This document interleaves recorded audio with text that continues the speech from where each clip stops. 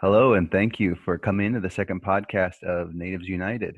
We have myself, Marcus, and Juan here, and our very special guest. If you'd like to introduce yourself before I butcher your My name. name is Nikawal. Um, I don't know. Do you want me to like to say the whole spiel, or are we Yeah, gonna if you talk? could just tell us a little bit about, a little bit about yourself and where you grew up, so our subscribers All and right. everyone So watching know. sure. I'm from California. I grew up in Los Angeles. I grew up in the Rampart Division. If you guys don't know what the Rampart Division is, if you ever seen Training Day, that's a Rampart scandals. I grew up around that time, that era in the 80s. Is the area I grew up in is called Echo Park, and I grew up in a gang family. But my father was part of the Chicano movement, and I have basically been decolonizing since I wasn't even knowing what decolonizing meant. Um, I have I have a couple of degrees. I went to UCLA, have a great degree in English. I also minored in Chicano studies. I have a degree in education, and I also have my CLAD certificate from UCR. And yeah, I got all kinds of stuff. I'm a teacher, so yeah. It's really cool. How's everything been going as far as like with Zoom and whatnot, and going from home and like working with students? Do you think it's been pretty difficult? I mean, there's been like some description of how it feels, which is that you're having to like mid-air the plane and build the plane mid-air, and that's pretty much how it is. For some students, it's working. Some students are flourishing, but some students are just not. They're falling in the cracks. But I'm just from the school of thought that we can't be in the buildings right now. We just can't. I mean, California is being hit hard, and I just think we need to be safe. But I try to be spunky online, but I don't know Yeah. if I am. I try. And I think the main thing is that students have someone to check in with and have that connection to the outside world. I had a student that had COVID, and I told her, stop coming to class, just rest.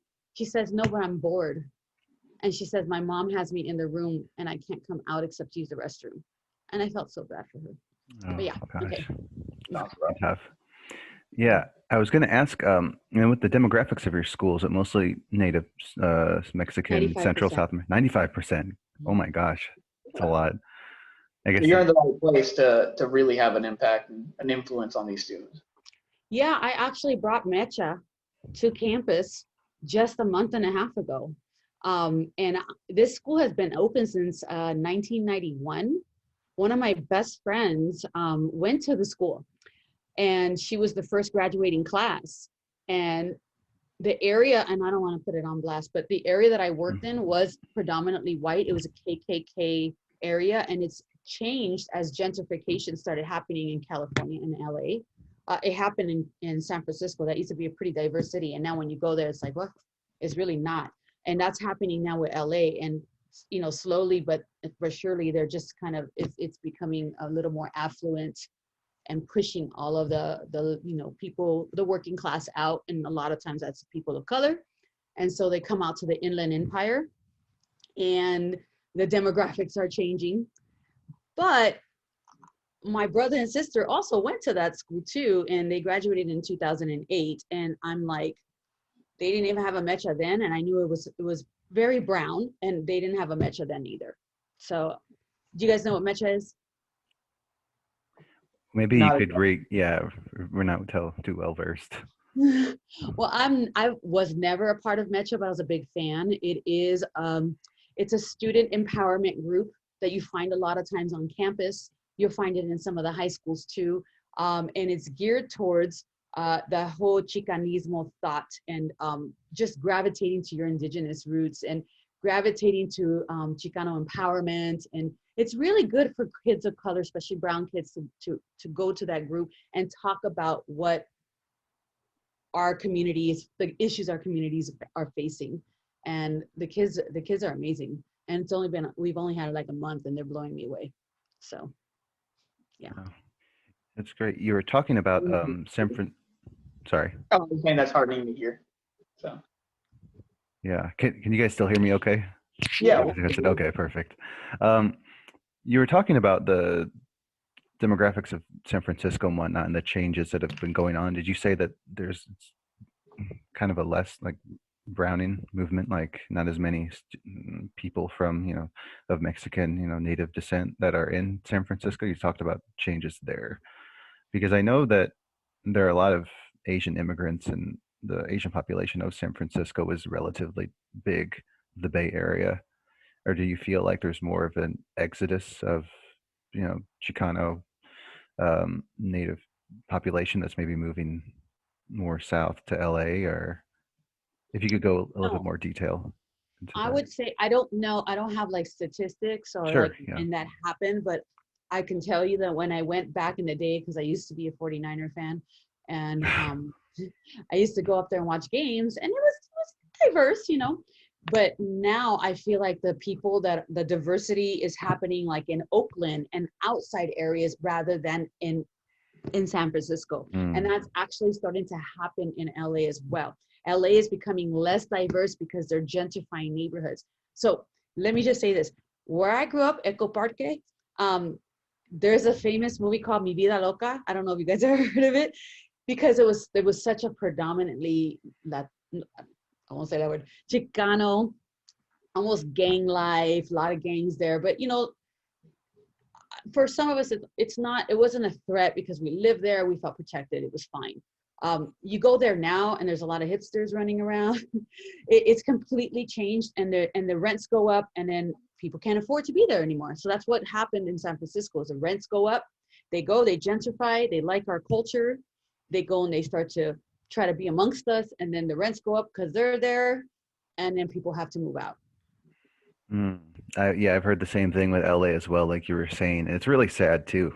Um, Yeah, that's what's prop. happening in LA. East LA is holding up, but Echo Park is the heart of LA. I mean, you could walk to downtown from there. Maybe not. Maybe like a 30-minute walk. But it is very close to the heart, right? It's in between, like kind of in between Hollywood and downtown. That's where Echo Park would be, and sort of to the side. But it used to be a very predominantly folks of color. In fact, when I was growing up, I didn't really know very many white people, except the people my dad worked with in his politician stuff. I didn't really know any white people. I didn't even really know black people. They were in their hoods. The only other people of color besides, and I don't want to just say Mexican, because I think we make a mistake to think that like we capitalize the Latino genre, and really honestly there are Central Americans, and they get ignored a lot, and they have to kind of blend in with us, right? And I have a lot of Salvi friends, and they're like, we have nothing against Mexicans, but we want to have our own identity, and I totally get that. But so there might have been a lot of them there. Huh? Everyone calls us Mexicans. It's ridiculous. Like, I'm a Mexican, of course, but like you see a brown looking person and white people just assume that they're that nationality. It's ridiculous. Mm-hmm. For sure. Except if you're in New York, then you're Puerto Rican. That's what I like in New York, apparently. Yeah. But I only knew brown people and Asians. I didn't have a lot of interactions with other races. And so people always like to say that LA is very diverse, but there's a lot of segregation in the hoods, People are in their own little hoods. So, yeah.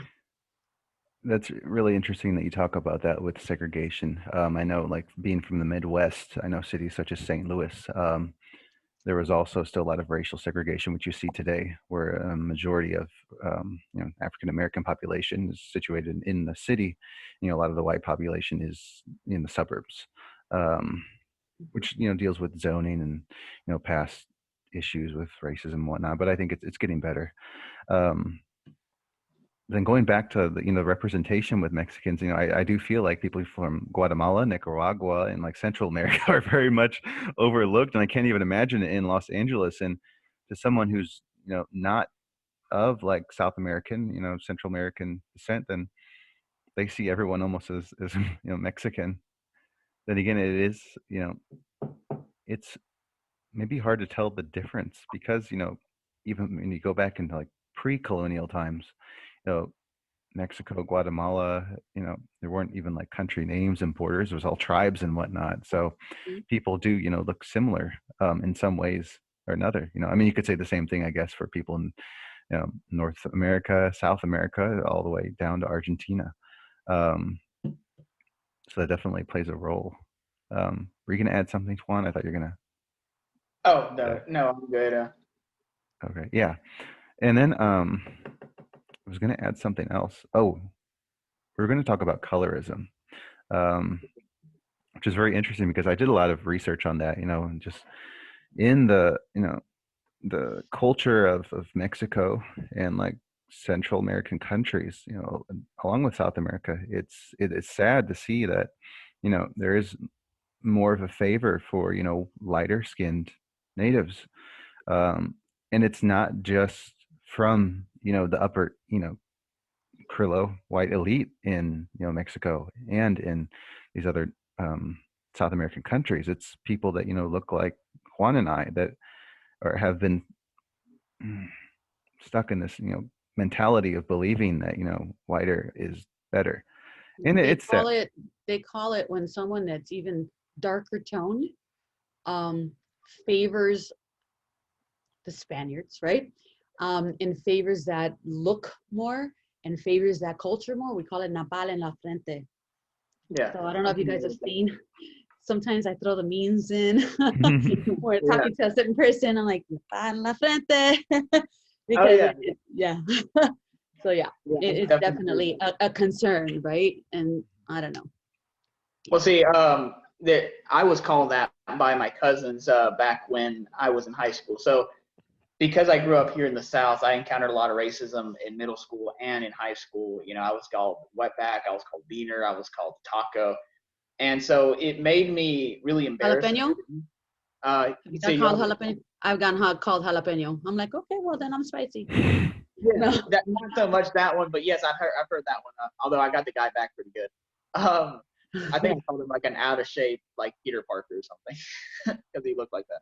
But anyways, so in high school I got him like I was ashamed of who I was and I was ashamed of being brown. So um, I always got into arguments with my parents. I would say, "Oh no, I'm not Mexican, I'm American," and that led to countless debates with them because I was ashamed of who I was. But my cousins from Mexico visited and they saw this and they said, "Oh no, well you have a nopal en la frente and all this," and I got so pissed. But I'm glad they said it because I mean I think back to it years later, I'm just like, yeah, they were right. Like, I want to say something, and I don't want to take away what we're going to talk about, but I think it's important to say that decolonizing is not always beautiful.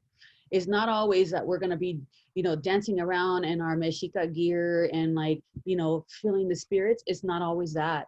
I kind of recorded something the other day. It's sometimes you're confronting yourself and what you've been taught in your chains of colonialism that you have to break, and you have to kind of confront yourself, like what, and that's okay. That's part of it. If you are the same person that you were 10 years ago, you're not doing it right. You're supposed to grow. So don't be hard on yourself on that. Actually be proud that, what, you were this way and now you're where you're at now. And hopefully in 10 years, you're going to be in a different place. So that's just my 2 cents. No, you're right. I always say, I would say that's their pearls of wisdom right there. definitely. I always say that I guess for natives and us, in South America, is that our biggest opponent is ourselves, and being, having the ability to withdraw from this mentality of, having this racial caste system, believing that whiter is better. And I think that there are movements in the United States to have darker skin be more, not, I mean, preferred, preferred, or like, just like, white skin is as well. Celebrated. Yeah, celebrated, yes. Um, but I can't say the same because I'm not that familiar with Mexico, um, with Central America, with South America, even my own birth country in Peru. But I think there are movements that are going along to recognize Native identity.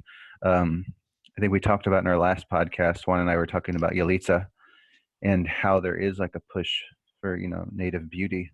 But again, when that all came into effect with in the media, she did get flack, not just from non-native people, but also I wonder though if recognizing that Mexicans and Central and South Americans are native is a threat, because if they do recognize this, then they can't consider them, quote, illegal.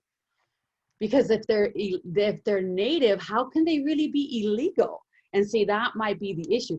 We'll recognize the folks that were above the border that we drew, but the ones below the border, they're not the Aztecs. The Aztecs are dead, right? Like, I think that might be the issue, is the threat.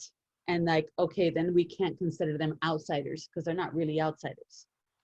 Right, and I touched upon this in the articles I've gotten published. Like, it changes. Labels are everything. The perception is everything. That's where a lot of the power lies. So if you turn that around, and these Europeans, these people that think that they own this place, like, aren't really the owners, then that's when people start sweating bullets. I call it the European occupation. That's what I call it. They're European Americans, I guess. If we're gonna be Mexican Americans, and I don't use that label, but they use it on us, then they could be European Americans, and they're here during the European occupation. That's what I refer to it as. Yes. Yeah, Sorry. for me, oh no, you're good. For me, I was mostly talking about like South America in general, aside from the United States, and waking up to believing that we are native, because again, majority of the natives in Guatemala, all down to Peru, Bolivia, we all look very similar to one another in some extent or another. Most of them do, and I think once they realize that we're not all that different from each other, the racial barriers can break, and having this discrimination, which to me, when you were talking about being illegal and legal, I think it's also taught from parents as well. I don't know about school systems in South America, but I think that there is the post-colonial like issues that happen in the younger generations is taught from parents to believe that having lighter skin is better, which is sad. But I think that's because that's what they were taught. You know what I mean? Yeah. And I'll bring this up. I don't think I'm particularly light, but I'm lighter than a lot of the folks in my family, especially my grandma. My grandma was a darker skinned Mexican. And she's always said, when you were born, mija, oh, I said, what beautiful skin. And at first, well, thank you. But then after, when I started to do this whole decolonizing, and why is she saying that? And then I would ask her, like, why do you like my skin? And she says, because you don't look as much like an Indio as I do. I'm an Indio, and the Indios are ugly. She would say that. And I'm like, why, what? And at first I didn't get it, and I remember my dad used to put his hands on my ears and say, my mom likes her because she's got lighter skin. And my skin isn't really that much lighter, but it is lighter than the rest of my family on that side. And I would hear him say that, and I didn't get it. And honestly, like you guys, like Juan said, I kind of had an identity crisis in my 20s too. And I was kind of trying to find myself and not speaking fluent Spanish. I know some Spanish, I know Calo, but sometimes I get a little lost, and I have to ask, okay, what does that mean? But sometimes when you don't know the language, you feel like an outsider in your own community. And so then you gravitate to other communities that are willing to welcome you in, and you're like, okay, cool. And it was a journey, but I started to go in the sun more, get more color. And I remember when my grandma, when I did that, she said, why are you trying to make your skin like caca? She told me that. And I said, because I want to look more like you, because I think you're beautiful. I look like an Indio. That's all she used to say. And I finally at the end try to get her to understand that her skin was pretty, but I don't know if she does. I don't know. Where are you at, Grandma? On the other side. Your skin was pretty. I wanted to look like you. But I think that comes from her being put, and that's why I want to kind of get into, if anybody knows the Mendez versus Westminster, that is a big case that happened. And I'll let you get in right now. But my grandma was part of that whole ordeal. We used to sew dresses together when I was a little girl. I used to spend my whole summer at my grandparents' house for 2 months. My dad would just drop me off and forget about me. And I would be with my grandma, and I'd be spoiled. And we would sew dresses, but she would make me read the directions. And I would be confused. You have a diploma, but you can't read? And then I would ask her, how do you know how to make a dress? And she'd say, oh, they taught me in the school. I said, you went to like a trade school, like a special school? No, they taught me in the school. And I'm like, and I didn't understand. And even to the day that she died, I had to go every week to read her mail to her, because she used to think sometimes that they were taking the house. No, grandma, they just want to know if you want another copy of the title. Like, no. They used to think all these things because she couldn't read. And I didn't get it until I started researching more. And I was like, they put her in a different school because she was a darker Mexican. And that, and if people in California or in the Southwest ask their grandparents or great grandparents, they might find that they have had that kind of history too, because they did it to a lot of people until that Mendez versus Westminster case. So I don't know if you guys want to add to that. Somebody know about all that too? Two things I wanted to go over. First one, so I think the problem, with the older generation, like what your grandmother said, like believing that having darker skin is ugly. I think it's also taught down maybe from her grandparents. Again, it's the colonialism. It's the Spanish influence which made us think this way. Again, it's quite sad, but also it's the media of South America and Central America pushing this, having this narrative, always wanting white actors, believing that they're perfect. And you see in Mexican media, you can look all throughout South America. The I think for Miss Peru or Miss World, most of the actresses that come from South America are light skinned or European, in a sense. Um, it's funny because even though we're in the 21st century, I think that the media of South American media pushes for inclusion, including everyone, but we're still going to look down upon and not represent the majority race in this country, which is still sad to this day, um, because no matter how, I guess you could say, liberal that me South American media tries to be, the native is still looked down upon in some way or another, are not represented, which is ridiculous. It's almost it is inexcusable, especially in a country where majority of the people are native. Um, Now, with Argentina, I guess you could make some exceptions, but most of the countries. And then going back to the United States, that part with there's so much racism, and the Mendez case. Believe I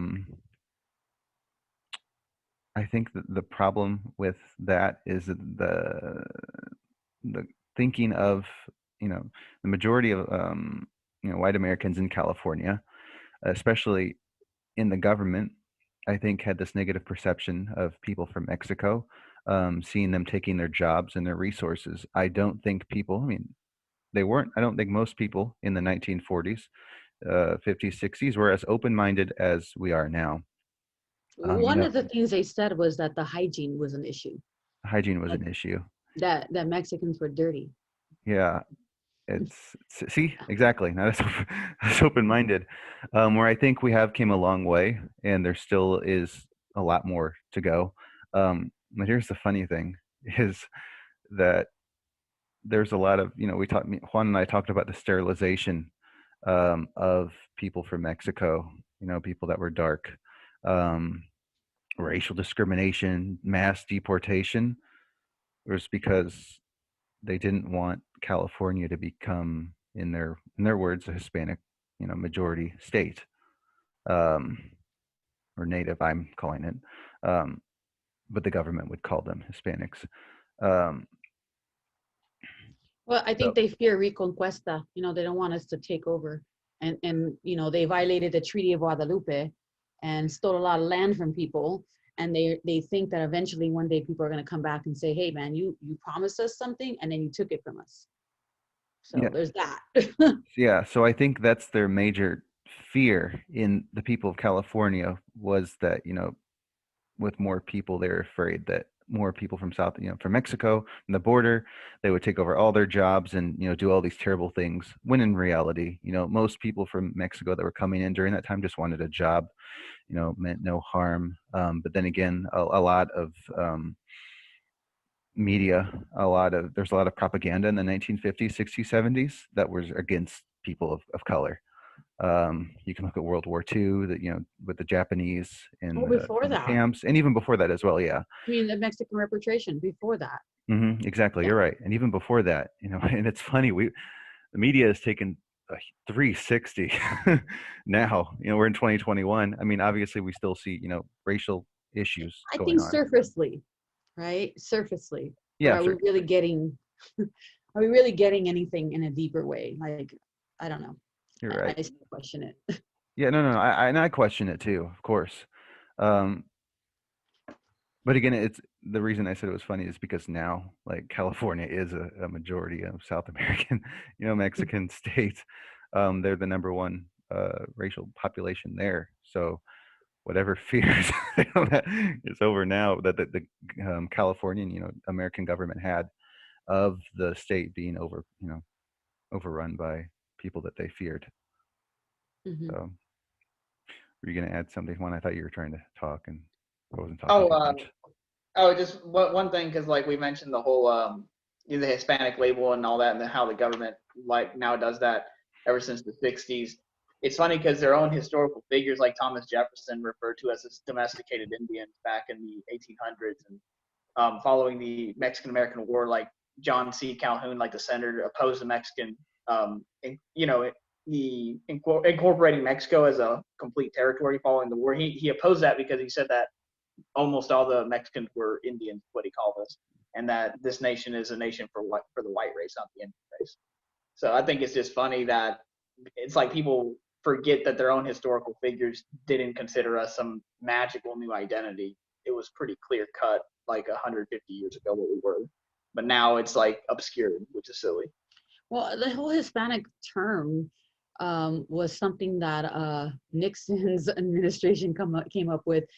They painted it as we want to do a kumbaya label that kind of gives us an identity, but really it was the answer to the civil unrest that was happening in the 60s. I mean, you had a lot of solidarity happening back then. You had the Brown Berets and the Black Panthers working together. You had Martin Luther King with Cesar Chavez working together. You had all these people working, the Boricua movement. I mean, there were movements happening and they were working together and they were making things happen. So what do? You assassinate Black leaders, which is what happened, right?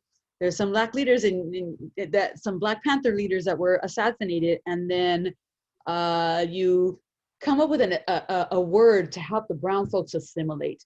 Because if they assimilate, then they're backing away from their color.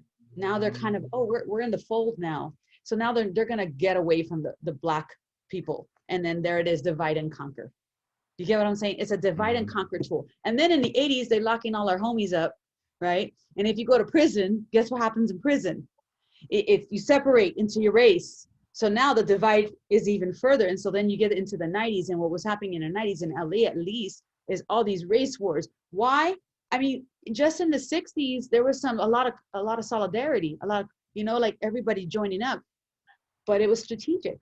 They did this on purpose. Because I mean, if we're all linked up together, it's going to be a problem. But if we're divided, then we can all fight each other for whatever scraps were being thrown. Yeah. And that's my 2 cents. Yeah. I was going to add on to that, like the Chicano movement was, I read the research, but it was like they wanted to represent Native, identity. They talked about Aztlan. Did I pronounce that right? Huh? Aslan. Aztlan, yeah. Mhm. Mexico and the American government saw that as a threat.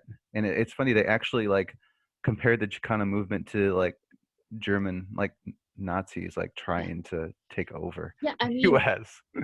a So, lot of people don't realize that being Chicano, I mean, everybody likes to think, oh, being Chicano is that you like lowriders, right? And you like oldies. I mean, that's part of it. We like lowriders. I mean, I like oldies, right? I grew up in that culture, but that's just like the aesthetic part of it. There's a deeper meaning to it. There's Chicanismo and like the whole thing back in the 60s was, let's break away from the Spaniard colonialism. Like that, to me, I feel like the Chicanos were kind of like ahead of their time, so to speak. And what all of us here and all of us in that Mexica tribe are doing, and any other groups that I'm involved in, and everybody trying to retribalize and really get back to their roots, that really birthed in that Chicano movement, right? They were like, I mean, I mean, back then they didn't know that it was not Aztec, it was Mexica, but they were, the Aztec warrior was that symbol. You know what I mean? It was the symbol for Chicano. That and Che Guevara, because Che Guevara was like, he challenged the system. And here's the thing, I mean, we're talking about colorism.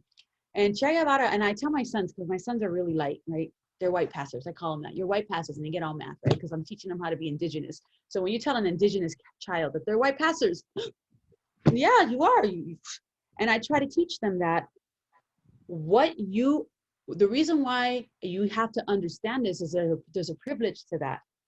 What someone sees you as, not what you are, but what you're seen as, is attached to your privilege. So if they see you and you look almost white, you're not a threat to them. It's going to be nicer to you. And you have to know that. And you have to know that your darker brothers and sisters are going to be treated differently than you because they're going to be seen as a threat.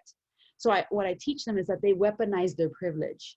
And it's what I think Che Guevara did. That's what a lot of people, he was a symbol for Chicano, like, we're going to challenge everything because of that, because he was so strong and really stood with his convictions. And I know he's controversial, and I don't expect you guys to be like all about him. And I know he's done some things that are questionable, but the spirit was that he challenged the system and he wanted to help the poor.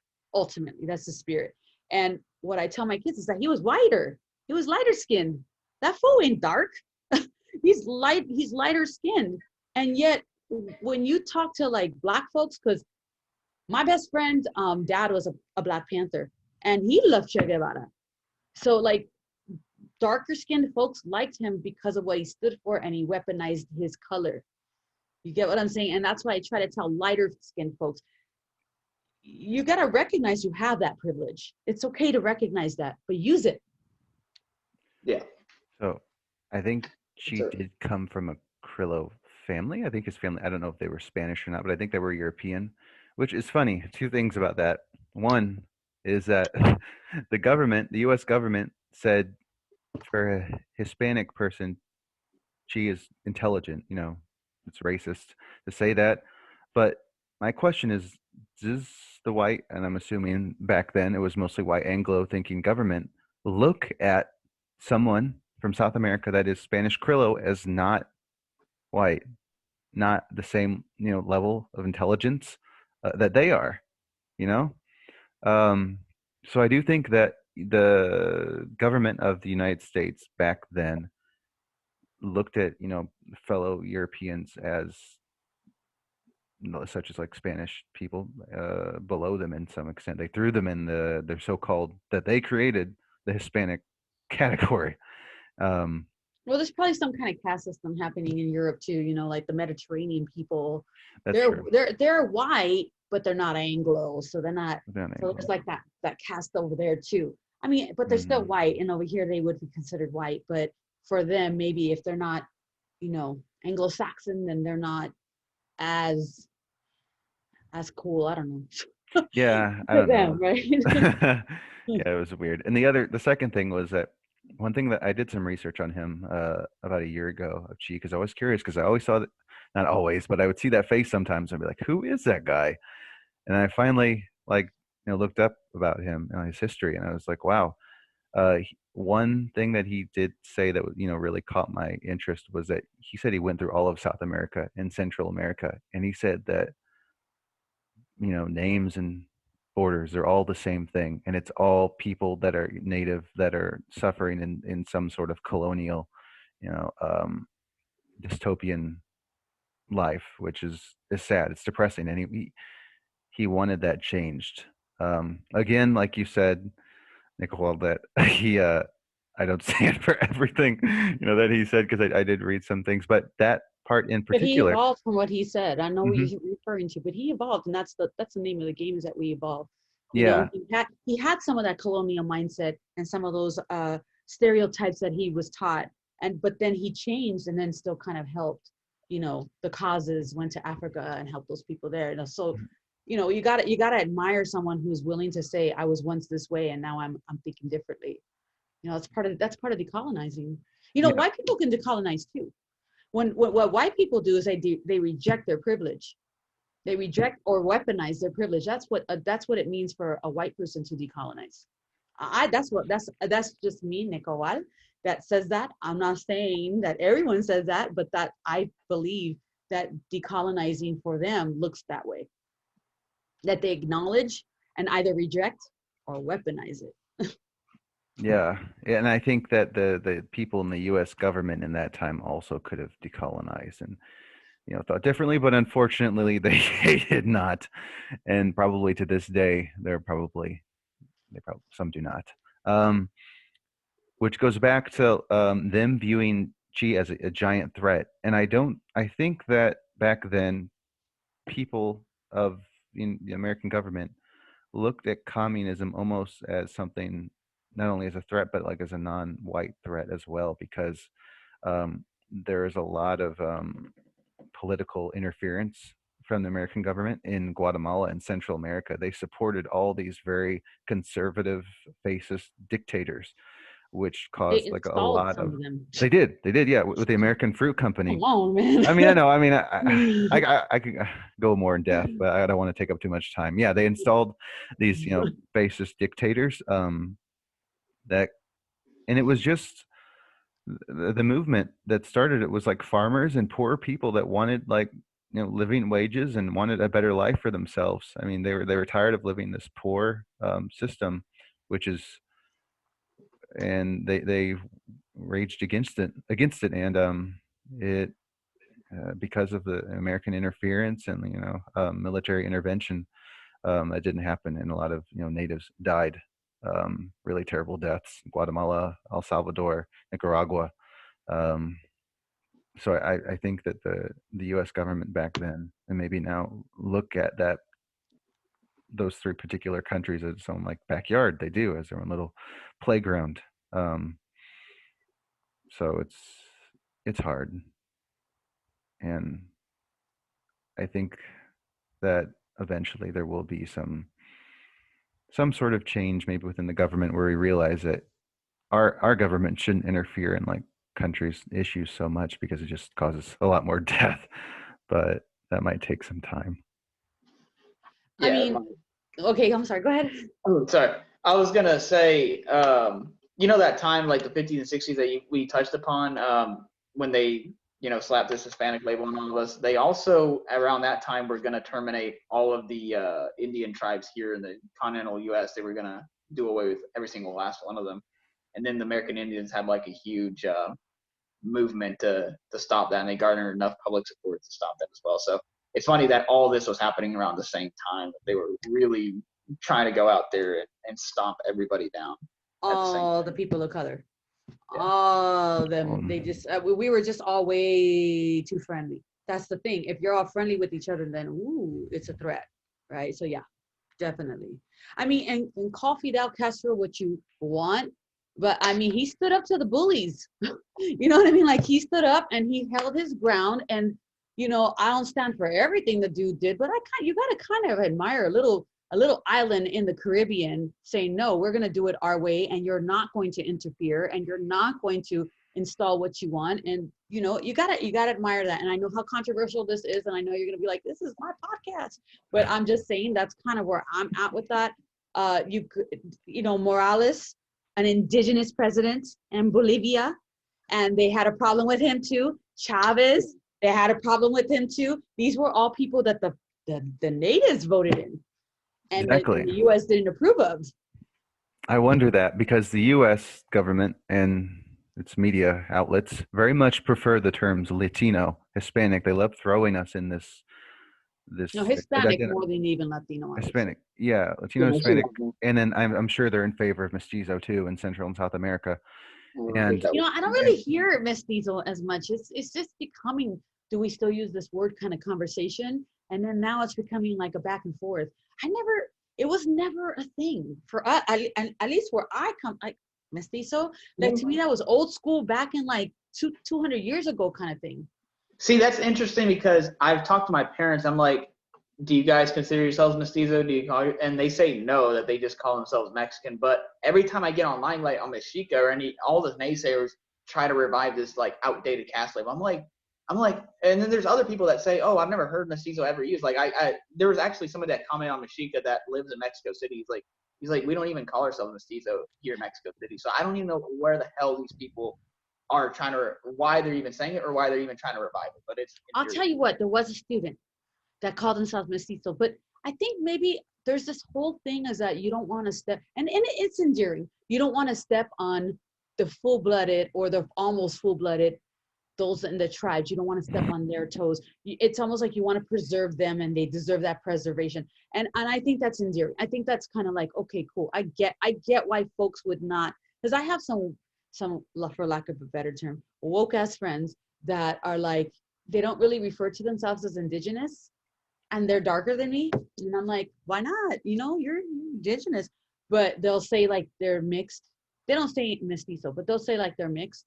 And then like they'll say, oh, but the full-blooded and the full-blooded. And I'm like, okay, you know, I get it. I think there's this thing of preserving them and we should do that. And I try to tell my friends and the people around me that by us claiming that identity, we put them at the pinnacle of the pyramid, because now we rise them up, because now they're the ones teaching us. Right, and they're the center of attention. Like we all want to be that. We all want to aspire to that. We all love that. They are the standard of beauty. Also, when you also want to claim this indigenous thing as well. So I don't think it disrespects them. It just teaches us that we're not different from them and that we're not better. Like that's, at the end of the day, that's what's most important, is this unity. And I think that's what's going to stop a lot of that oppression. Yeah. Yeah, and with that term, kind of lost track. The U.S. government, I think, sees that, you know, of course, Morales is, I believe, socialist. I don't know if Chavez was too, but Yes. obviously the American government views those political ways as threats. And I also think believe it is because, you know, Morales is native. He's defying being thrown inside this mestizo Hispanic box. Same with Chavez as well. Although I don't know that much information about Chavez. If He's a little on the lighter end, but he was democratically elected. And yeah. then they try to overthrow him, and I think that he was like on the island, and then they made him bring him back, and you know they demonize these people, but it's like, well, why do their people love them? You know, you have to understand that. Why, you know, I always tell people that we are being fed, even in our school system, and I'll be a teacher that says that, we're being fed a lot of the propaganda. You know, there's a lot of propaganda, and we gotta do the research beyond what is being told to us, and we have to go and, you know, it's good to sometimes ask people, not the people who escaped, obviously they hated it, you know, but ask the people there. That's why I like to travel, because I like to ask people, like, how do you like it here? How do you like this type of government? You know, and you have to wonder, why were they democratically elected then? The people wanted them. Why? So I don't know. I don't see Chavez in a negative light. I don't know enough about him to really like be a supporter, but I think he's all right. You know, I mean, they liked him. I would say the same thing about Morales. I mean, I don't know how many Bolivians are watching this, but you look at, I mean, the videos that I saw was like native people from tribes that were going in to vote for him. So obviously he must not be doing that bad of a job for them, that, you know, that our American media views him as this terrible person. So I just think I wish that the government would stay out of those affairs, because I don't believe that Bolivia is a threat to us here. Again, I think it is because of racial issues as well. I think the majority white government of the United States do see this non-white person as a threat that's not thrown in their box. Mhm. And they want them either out of the system completely, and they want someone that not only aligns with their views, but also is maybe someone who's also in the mestizo Hispanic box, to make them happy. And there's that other side of it, is a Batista, who Castro and Che overthrew, was an indigenous. He was Taino, but he was aligned with what the U.S., almost like a puppet in a sense for the U.S. And so, it's not always that, like, most often it is, but it's not always that if they're of color that they're going to be for the people of color, unfortunately, because Batista taught us that. And then, Castro came in and he wasn't as native. And unfortunately, a lot of the people from those islands aren't as native as we are, but I still consider them native. Do you guys agree with that? The people of Puerto Rico, Dominican Republic, Cuba, Right. all those.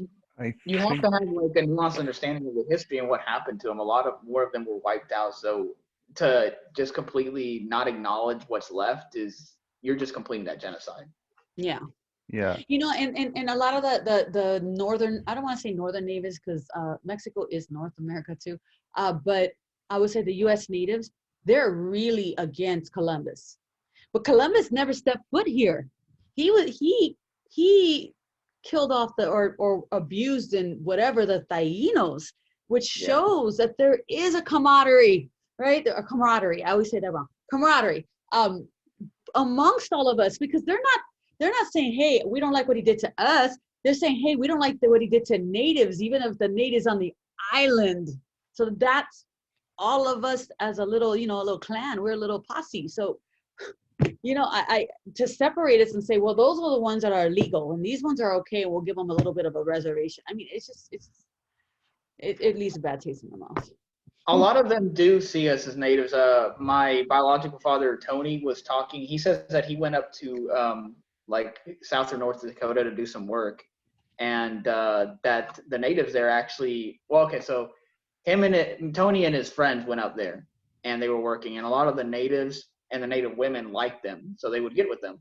And there's like, they would have like white workers too right there that worked with Tony.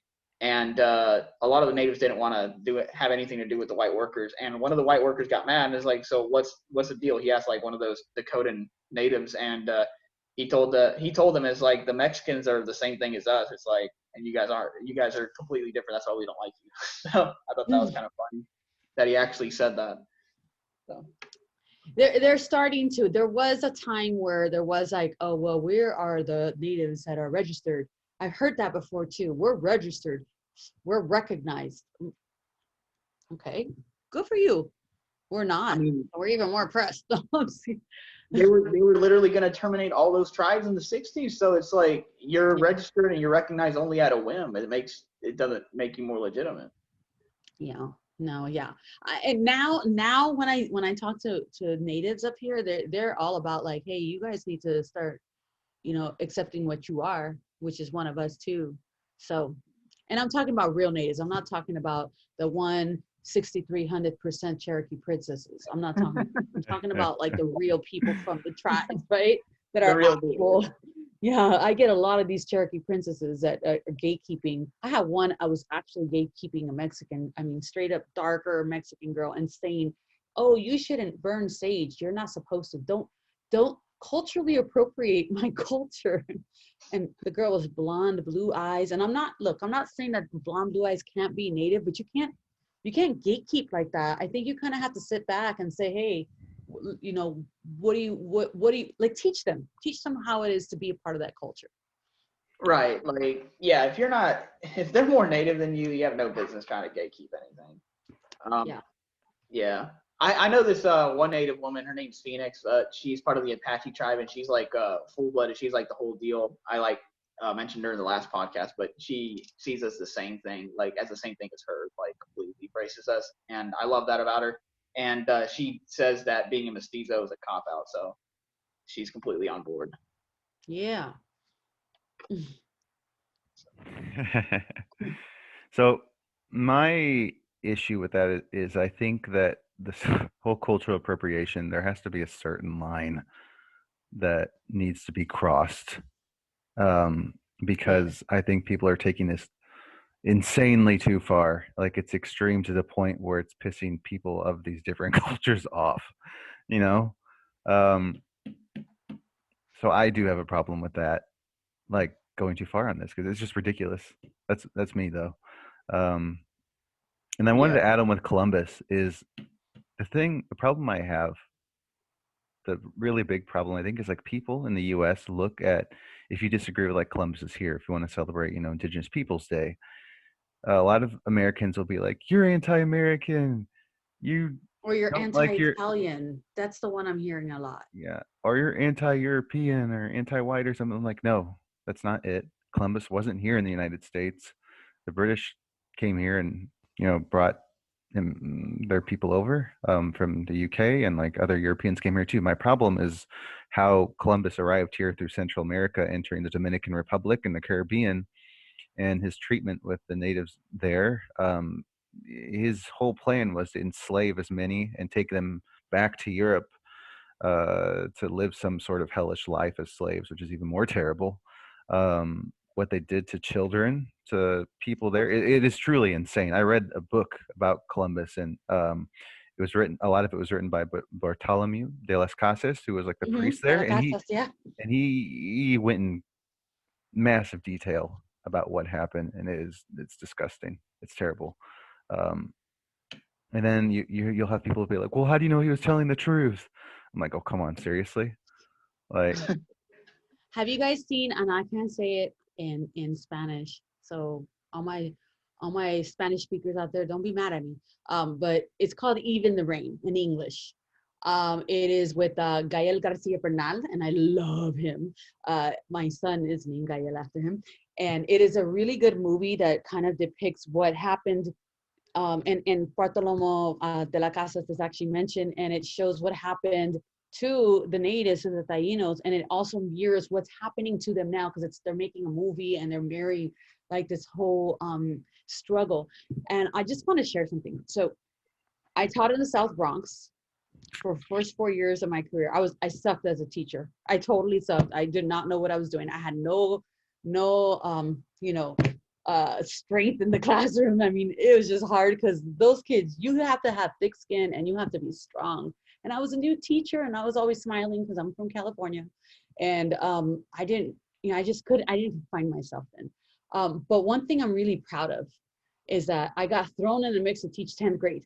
And I'm like, oh my God. And my principal said, and he was Boricua, so he was really open to letting me teach what I wanted to. And so I was like, okay. And so I taught, I asked at the beginning of the unit, I asked, how many of you are Tainos?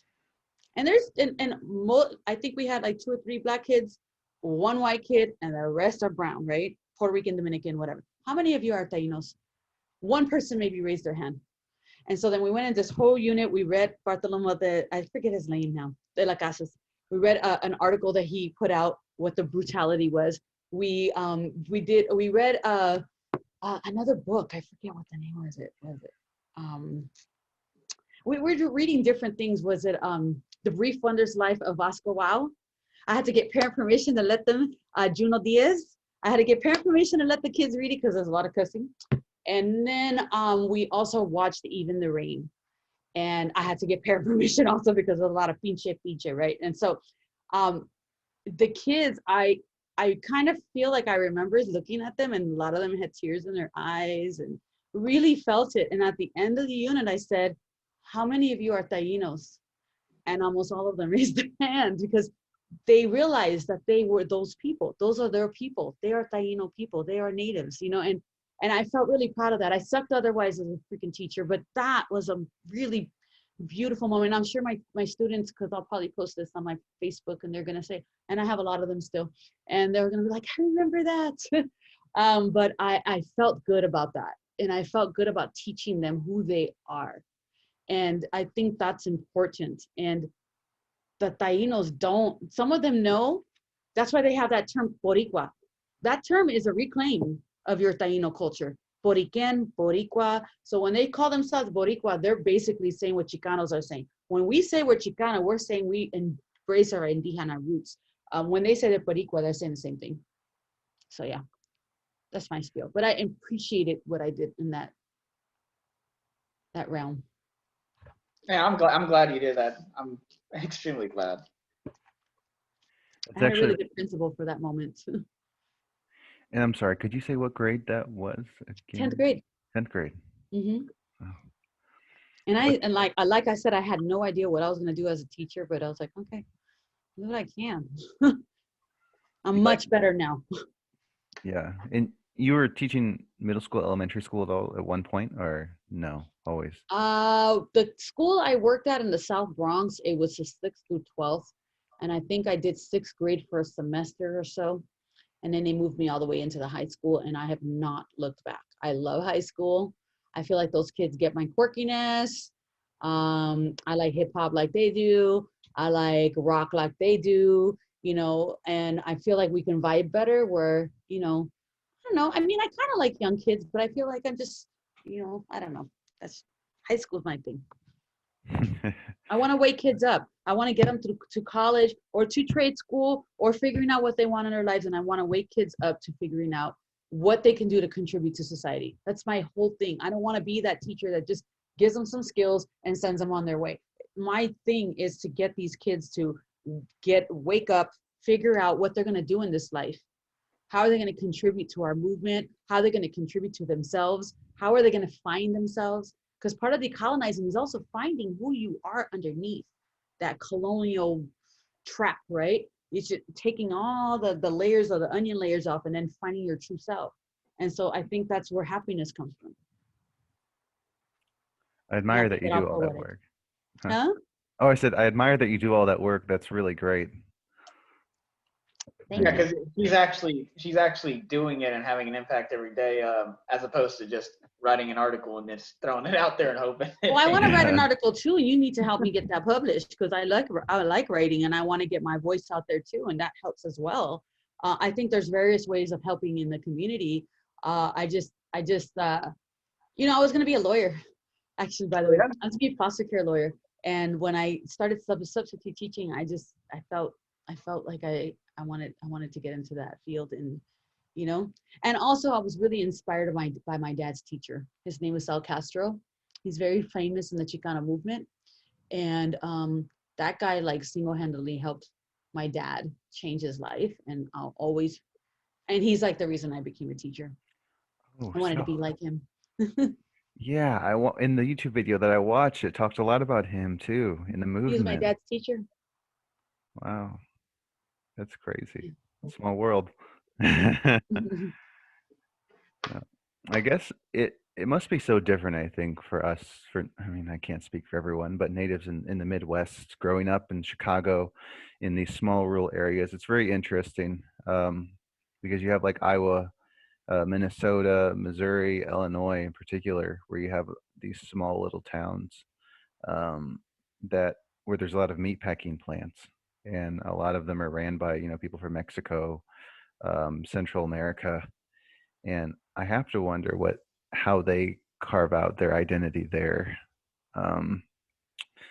So it is interesting coming from the Midwest and learning more about people from California, where there is more of like a native majority, especially from Mexico and Central America, in Los Angeles, and, I guess San Diego too. Just a greater LA area. So at least for me, I mean, I know Juan, you're from Alabama, so I don't know how many there were there. I mean, we've got some natives down here. They kind of like races like congregate and they segregate kind of themselves, right? So they're in certain areas, but my family, when we first lived around there, it was mostly like where black people were, and then we moved up to the suburbs where there's a lot of white people. So when I went to school, it was mostly just white and black people. Alexa, pause. It was mostly just white people. Pause. Alexa. Alicia. We'll make her a little bit Latina. Alicia, paz, por favor. Oh my god. Yeah, sorry about that. But Okay, yeah. So it was mostly just white and black people, and I probably can name or think of maybe just in two hands the amount of natives that went to my high school. Like there's barely any of us. So that's probably another reason why I had it like kind of rough too, is because there wasn't really many of us to back each other up or any of that. So Same yeah, here. I You went. almost had to like assimilate, huh? I mean, yeah, and I know how that sucks, but you almost had to for survival. yeah, and that contributed more to like that brainwashing because I think I remember in high school at some point I don't know what made me say this, but I was like maybe I had a brief flash of like clarity. I was like, oh, what if I'm like 50% Aztec or something, and then like all these white people that are around me like started laughing. They're like, no, like all the Aztecs like died out because that's what they freaking say in history class. And I remember I was like, that didn't sit well with me because I'm just like, okay, well if that were the case, I would look like you, but I don't. But I let it Mm, go. That's a good point. I would look like you, but I don't. Yeah. Yeah. It's even more different for me. I'm pretty sure that I went to a school that was a lot more, whiter than yours. It was all like 97. So, especially for me, who's adopted, I don't think that. And I'm not speaking for all natives who are adopted, um, but we don't think. I didn't think much about my race. The fact that I was native. It really didn't hit me till college, and I think that growing up in a high school where that is mostly white, and you could say the same thing maybe if you're mostly black.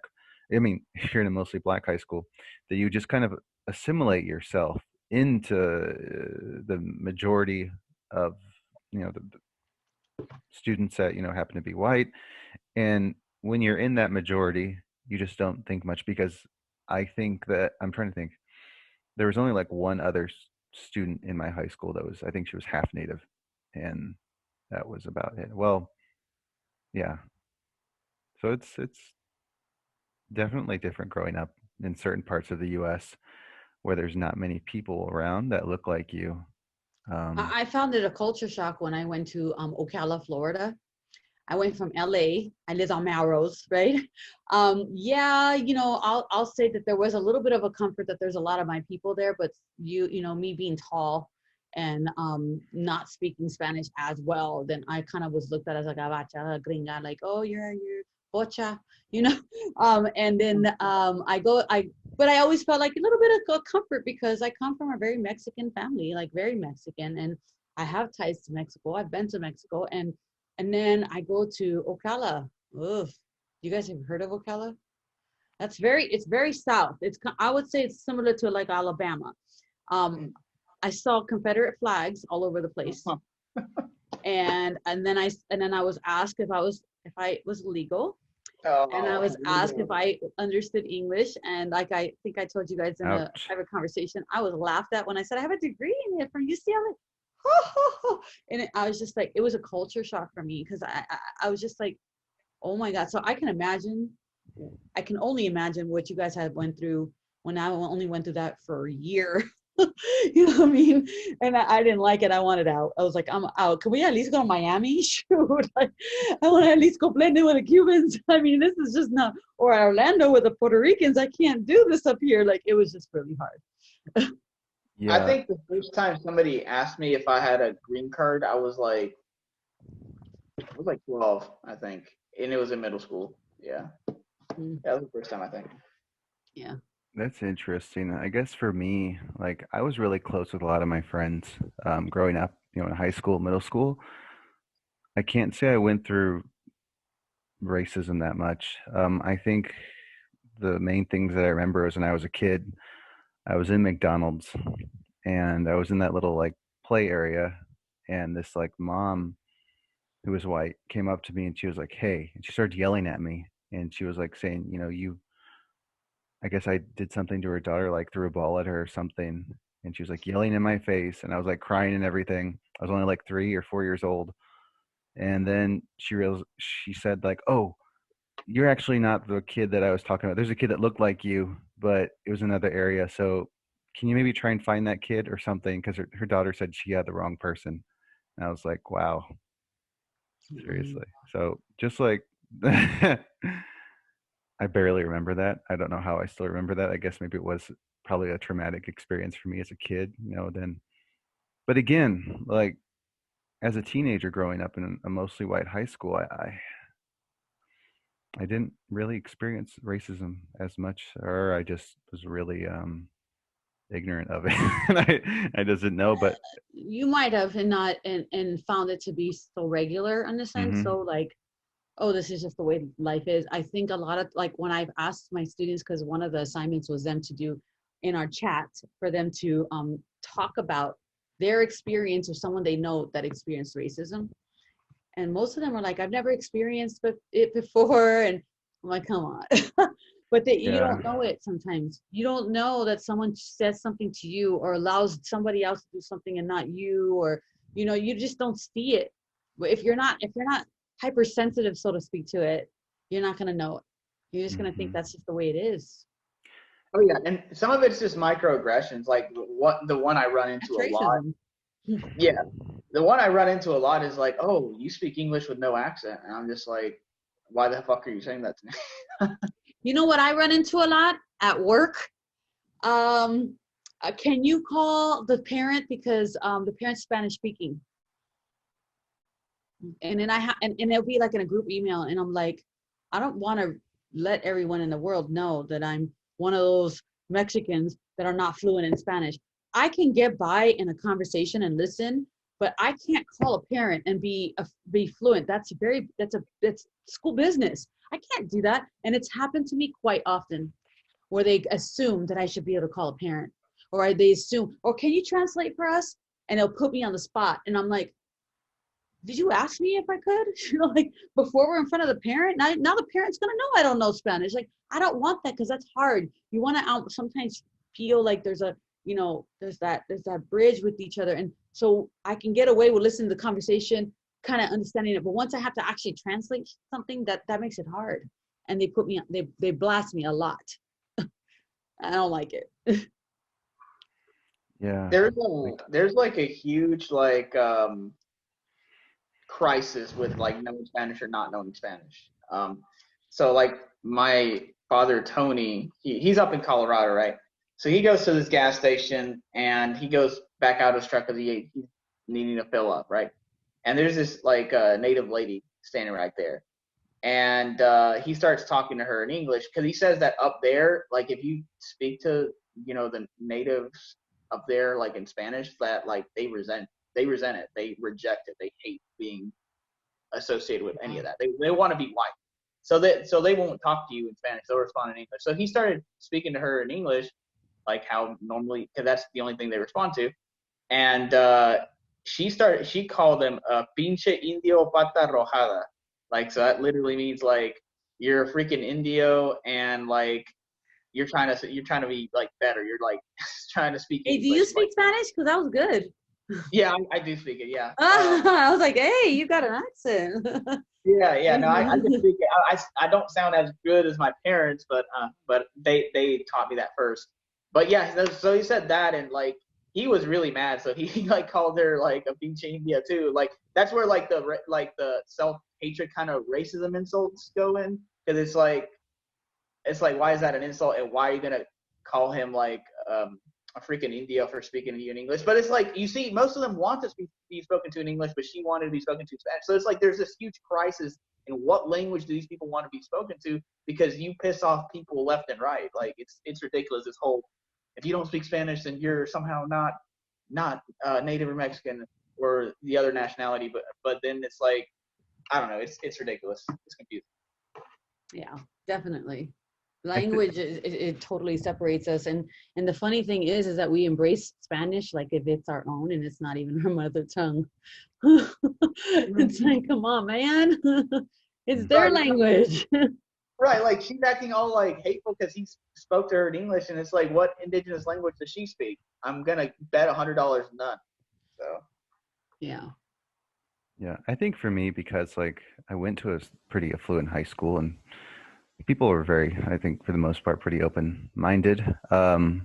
So I think like a native maybe growing up in this town that maybe is very rural, who aren't as not open-minded, but not open to seeing, different people that look like them in the rural Midwest, which, are most of the parts are white. So maybe they have these stereotypes are these misconceptions of, not just natives, but other people that don't look like them as well.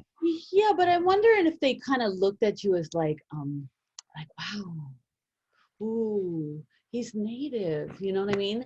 Have you ever read Stranger in the Village by James Baldwin? I have not. I teach that. I think you should read that. And it's James Baldwin.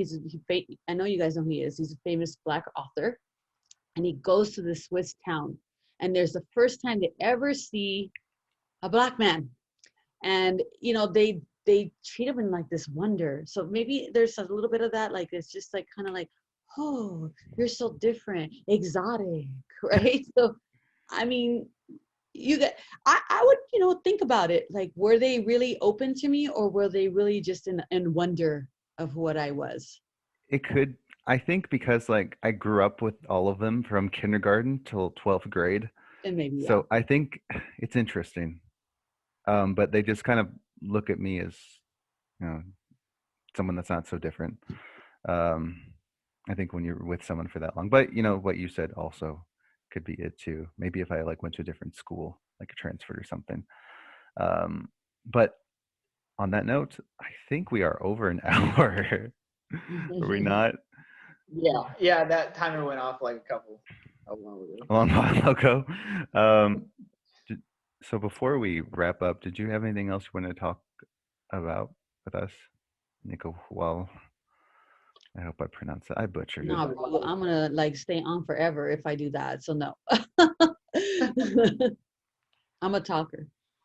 Man, we could go on forever, honestly, like, because this yeah, I just gonna go.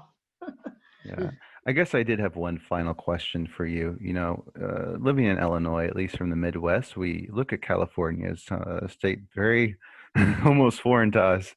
It's very different, the government and everything. And my question is like, California is like 38 or 35%, like, again, American term, Hispanic. So do you think that like living in a very like diverse state that has like that majority, like, you think it's pretty good, like it's nice to like live in a very diverse place? Not that I'm saying it's not nice, but I'm just curious from your perspective, like growing up in California and Los Angeles. I know you've been to New York too, and like Florida, so you've lived I found New kind of. York to be more progressive. Personally, I did. I think that California is considered more progressive, and I don't see that.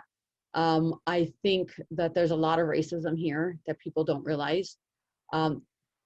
The Inland Empire, the IE, is a hotbed for the KKK. If you look that up, you'll find that. There's a lot. I don't always feel comfortable living here. You would think that, oh, yeah, we're, basically Mexico, but no, it's not. I do think that I don't feel safe and comfortable here all the time. Really? Sometimes, but I don't. And it's not my people I'm worried about. It's just, I think that there are people still in control and in power. And I'm not from the school of thought of, I have my issues with our governor, but more because he won't push the envelope with like ethics studies, making it a requirement, all that. But I don't care about paying taxes. My salary comes from taxes. If it's gonna work out for the good, then I don't care, take it. But so that's not a gripe of mine. I know that's a gripe for some people. But I can't say what you guys have been through, because I went to Ocala, so I guess I could a little bit. I didn't like it. And so I did get to figure out that there's some comfort here, but it's not what everybody thinks. Right. There's still a lot of danger. Of course. I guess when I think of like a majority minority state, and I don't really think of the KKK wanting to be there. But you gotta look it up. Inland I'll Empire. look it up. I think it was last year or the year before. It was like one of the Trump years. The highest assaults. I think there were people that were beating up people in the park and crazy shit. It's not what you guys always think it is. And sometimes you get treated a certain way. And I went up to a Sequoia the other day, with like a week ago or so, or 2 weeks ago, and we wanted to go to the big tree. I don't know, general sermon. And the guy was like, okay, well, we have a wait. We can only have 2 cars in it. Okay. So we came back, There was only one car left and she was about to park. And I said, well, can we wait? Because you said there's 2 cars that can wait. No. I said, well, can you tell me why? He goes, no. And then we leave, and he let another car in. Of course, they were white. And I'm like, my husband's like, chill, chill. I was like, nah, go back. I'm going to tell. And then he has switched out with a native guy, and the native guy let me in. And I was like, I was going to let that guy have it. I was about to let him have. My husband's like, oh my God, please put down the protest sign. It's not, you don't need to do that here. But that's what you deal with a lot here. You know, they still try to treat us different. Right. It's everywhere. That's true. Well, I do appreciate you coming on and, talking to Juan and I, it was really great. Juan, did you have anything to add? I just look forward to more podcasts because I know this conversation is far from over. Yeah, I feel like we learned a lot about each other. It could probably go on again, but And I know you guys are like the indigenous heartthrobs, and you guys got your little fan club going on. So they're like, less talking to her and more talking to them. No. Talking about us. Yeah. Hey, no, we enjoyed it. It was great hearing you talk. Yeah. We liked it. But again, I think we'll wrap this up. So we're going to go ahead and end this. But to everyone on here, we do appreciate you watching this, and look forward to our next podcast. So see you later. Yeah. Oh, there's a beautiful weapon. See you guys.